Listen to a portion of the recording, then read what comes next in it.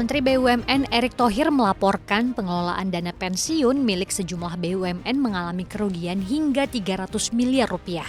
Diduga penyebab utama ada pada penyimpangan investasi. Erick mengungkapkan temuan ini berdasarkan penyelidikan pada dana pensiun di 4 BUMN yang terdiri dari Inhutani, PTPN, Angkasa Pura I, dan ID Food. Erick mengaku kecewa karena masa tua pekerja BUMN dirampok oleh para pengelola dana pensiun. Erick pun meminta Jaksa Agung untuk tidak ragu memberantas oknum pelaku penyimpangan dana pensiun itu tanpa pandang bulu. Erick menyebut setelah kasus Jiwasraya dan Asabri, ia memerintahkan Kementerian BUMN untuk melakukan pengecekan langsung dana-dana pensiun BUMN. Dari pengecekan tersebut ditemukan dari 48 dana pensiun, sebanyak 34 diantaranya atau 70% berada dalam kondisi tidak sehat.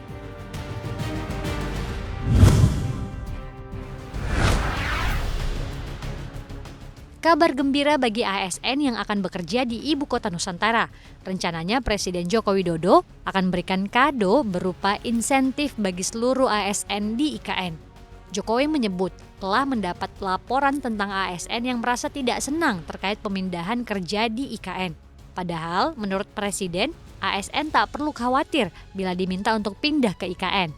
Sebab pemerintah sudah menyiapkan sederet insentif bagi ASN yang bakal pindah duluan dan tinggal di Nusantara. Beberapa insentif pun disebutkan Jokowi, mulai dari kepastian mendapatkan tempat tinggal lewat rumah dinas, baik rumah tapak maupun rumah susun. Bahkan untuk pasangan ASN juga dibayarkan pemerintah. Kemudian ada juga tunjangan kemahalan dan fasilitas khusus lainnya untuk para ASN. Jokowi juga buka-bukaan soal alasan ibu kota perlu dipindah. Dari Jakarta ke Nusantara, perpindahan perlu dilakukan untuk mewujudkan konsep Indonesia sentris. Menurutnya, hal ini dapat terwujud dengan adanya pemindahan ibu kota ke Kalimantan Timur. Sebab selama ini, Indonesia memiliki 17.000 pulau, namun yang paling padat hanya Pulau Jawa, yang dihuni 56% penduduk Indonesia.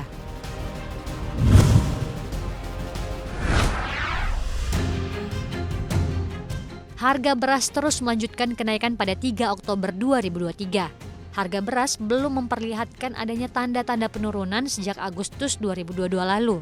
Panel harga pangan menunjukkan harga beras kembali pecah rekor. Harga beras medium melonjak Rp100 ke Rp14.300 dan Rp14.500 per kilogram. Hal sama juga terjadi pada beras kualitas super.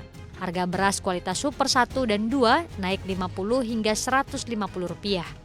PLT Kepala Badan Pusat Statistik Amalia Adininggar Widyasanti memaparkan, kenaikan harga beras hingga pekan keempat bulan September 2023 semakin meluas. Jumlah kabupaten kota yang mengalami kenaikan harga beras di minggu keempat bulan September 2023 kini berjumlah 297 wilayah, naik dari sepekan sebelumnya 284 kabupaten kota.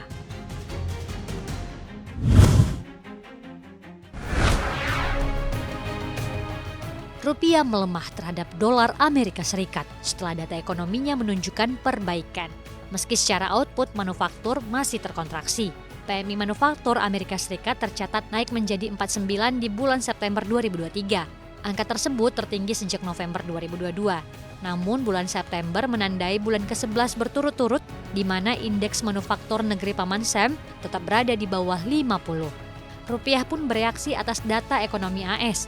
Rupiah sempat menembus level psikologis Rp15.608 per dolar Amerika Serikat. Posisi ini merupakan yang terlemah sejak 6 Januari 2023 atau sekitar 9 bulan terakhir.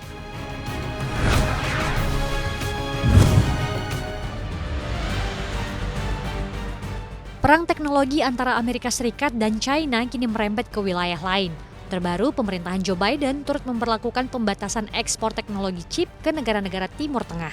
Nvidia mengatakan, otoritas Amerika Serikat meminta agar ekspor chip canggih diperketat untuk wilayah Timur Tengah, meski Nvidia tidak menyebut secara spesifik negara mana yang dimaksud. Diduga kebijakan tersebut menyusul kekhawatiran Amerika Serikat terkait teknologi AI milik China. Saat ini Amerika Serikat masih menjadi negara dominan yang memimpin pengembangan AI. Namun China dan negara-negara lain termasuk Timur Tengah juga sesumbar akan gencar mengembangkan teknologi AI seperti yang dilakukan Huawei Technologies.